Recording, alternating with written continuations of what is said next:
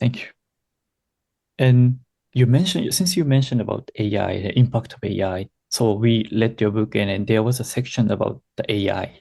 I remember that, and chapter 7, 8 or something. And so wondering, since the book is launched this February, so it's been 6 months or so, do we have any updates on the impact of AI in education or learning?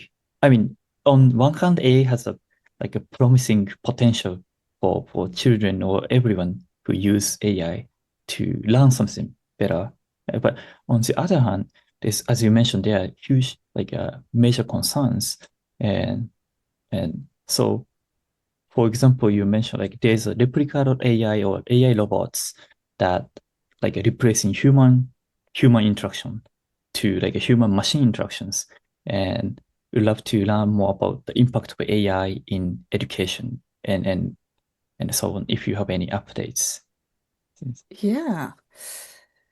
So, what has been fascinating and maybe a surprise for a lot of us, including tech companies, is that the education sector has been the fastest adopter of AI.